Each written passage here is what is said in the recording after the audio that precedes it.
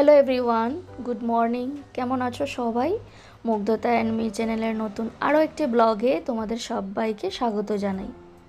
আশা রাখছি যে যেখান থেকে আজকে আমার এই ভিডিওটি দেখছো তোমরা সবাই খুব ভালো আছো, সুস্থ আছো এবং আমরাও খুব ভালো আছি। আর আজকে হচ্ছে সোমবার, ঘড়িতে বাজে সকাল ওই 8টা মতো। তবে চলো আজকে আমি আমার এই ব্লগটা এখান থেকে শুরু করলাম। আশা রাখছি তোমাদের একটু হলেও ভালো লাগবে। সকালে ঘুম থেকে উঠেছিলাম, তখন বাজে ঘড়ির কাঁটায় 6:30। তো উঠেই তো সকালের যা সমস্ত আশেপাশি কাজ থাকে রোজই তো করতে হয়, তো সেগুলোকে ঝটপট করে তারপর চলে আসলাম মামামের জন্য স্কুলের টিফিনটা বানাতে।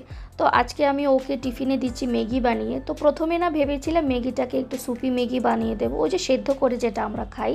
তো ভাবলাম যে না, তারপরে ওটা যখন ঠান্ডা হয়ে যায় না তারপরে কিন্তু খেতে একদমই ভালো লাগে না আর কি। তো আমার দুষ্টুটাও কিন্তু এরকম একদমই খেতে চায় না, আর মানে ঠান্ডা হয়ে গেলে। তো তারপরে ভাবলাম যে ম্যাগিটাকে একটু সেদ্ধ করে ভেজেই দেব। তো তার জন্য একটু পেঁয়াজ গাজর কুচি দিয়ে তারপর ম্যাগিটাকে একদম ভেজে দিয়েছি। আর তার সাথে একটু ম্যাগি মশলাও তো দিতে হবে, না হলে কিন্তু খেতে একদমই ভালো মানে লাগবে না। আর যদি ডিমটা দিতে পারতাম তাহলে কিন্তু আরও বেশি ভালো হতো, কিন্তু ডিম তো এখন আর খেতে পারছি না। তো যাই হোক, টিফিনটা আমার গোছানো রেডি, এখানে জলটাকেও ভরে দিতে হবে। বাই মাম্মা।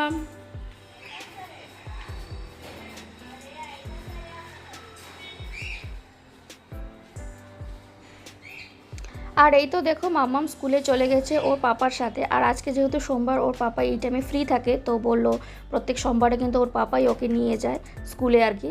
আর আনার সময় কিন্তু ওর পাপা রোজেই যায় ওকে স্কুল থেকে আনতে। তো যাই হোক, মাম্মামকে স্কুলে পাঠিয়ে না এখন নিশ্চিন্ত মনে আমি বাড়ির কাজগুলোকে হাত লাগাতে পারবো। সকালে তো ওই আশেপাশে কাজগুলোকে সেরেছি, কিন্তু এখন তো অনেক কাজে পড়ে রয়েছে।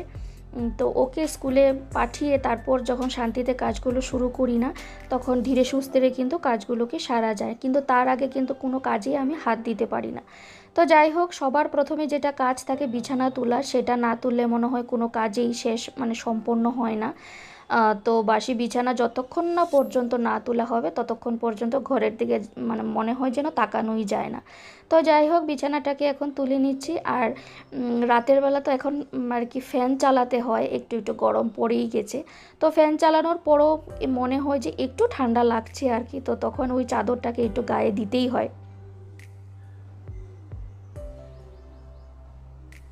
আর এই তো আমার বিছানা তোলা একদমই রেডি।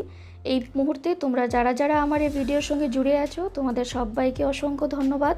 প্লিজ আমার ভিডিওটিতে একটি করে লাইক দিয়ে দিও। তোমাদের একটা লাইক আমার এই ভিডিওটি আর অনেকের কাছে পৌঁছে দিতে সাহায্য করবে।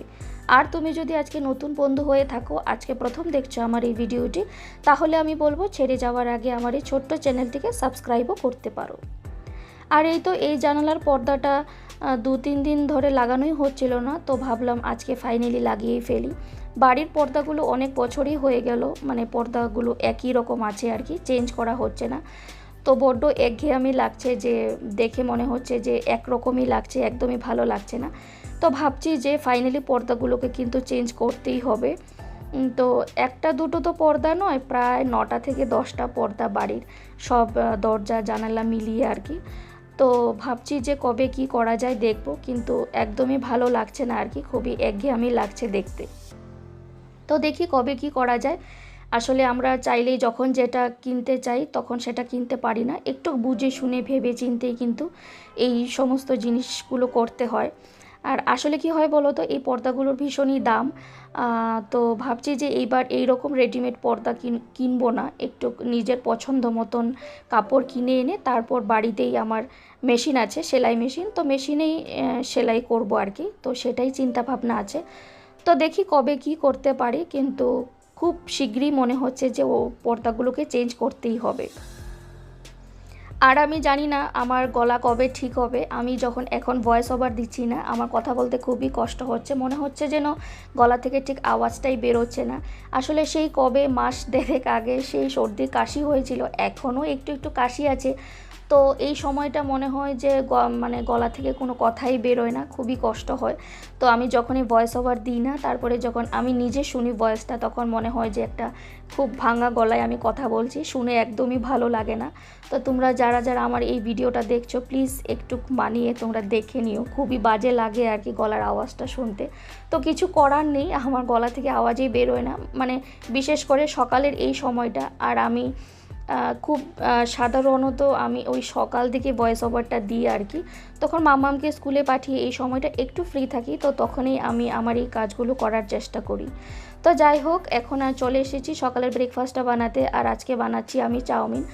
তো সাধারণত আমি কিন্তু চাউমিনটা বানাই না, আমার বরমশাই বানিয়ে থাকেন। তো আজকে ভাবলাম ও তো আর বানাবে না, ও গেছে মন্দিরে, তো ভাবলাম যে আমি আজকে ব্রেকফাস্টটা বানাই। তো আমি আমার মতো করেই বানাচ্ছি, আর ডিম দিলে এগুলো জিনিসে যদি একটু ডিম দেওয়া হয় তাহলে কিন্তু খেতে আরও ভীষণই ভালো লাগে। তো যাই হোক, জানি না কবে ডিম খেতে পারবো, তো একটু ম্যাগি মশলাও দিয়ে দিলাম, আর আমি আমার মতন করে চাউমিনটাও বানিয়ে নিয়েছি। তো ও মন্দির থেকে আসুক, তারপর দুজনে একসাথে বসে খেয়ে নেব। আর এই তো চাউমিন আমার একদম রেডি, আর একদম সুন্দর করে আমি বেড়েও নিয়েছি দুজনের জন্য 2 প্লেট। আর এখন বসে বসে চাউমিনটা খাবো, কিন্তু কি হচ্ছে বলো তো, এদিকে আমার খুব তাড়াও আছে, আমি রান্নাও বসিয়ে দিয়েছি, ওদিকে মাছ ভাজছি, আর এদিকে বসে বসে আমি, আর সকালে চাটাও খাওয়া হয়নি আজকে, তো চা ব্রেকফাস্ট আজকে একসাথেই খাবো। আর চা খাচ্ছি আজকে লেবু চা, যেটা খেতে ভীষণই ভালো লাগে।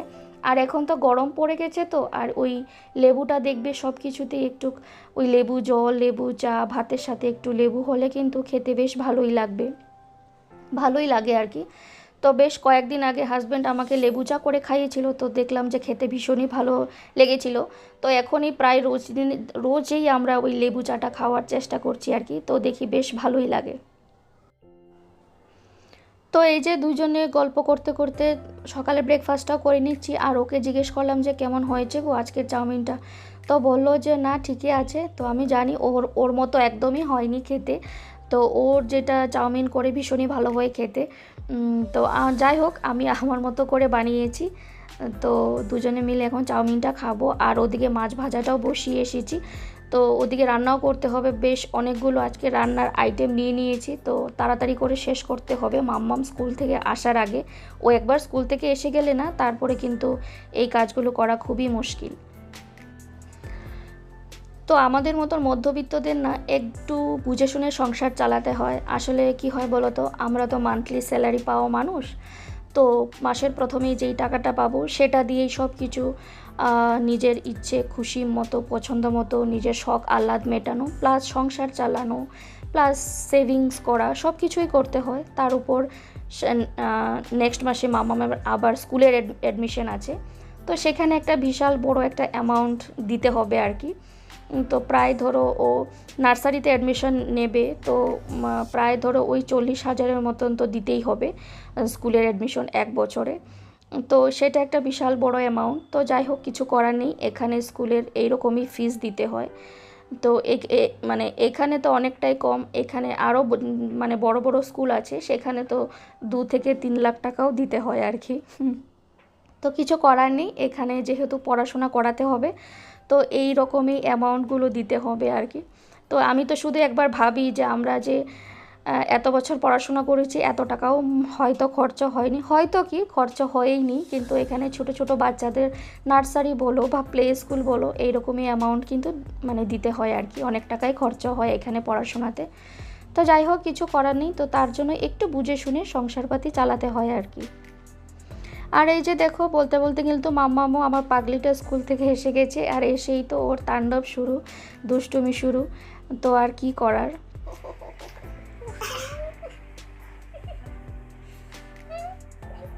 কি করছিস?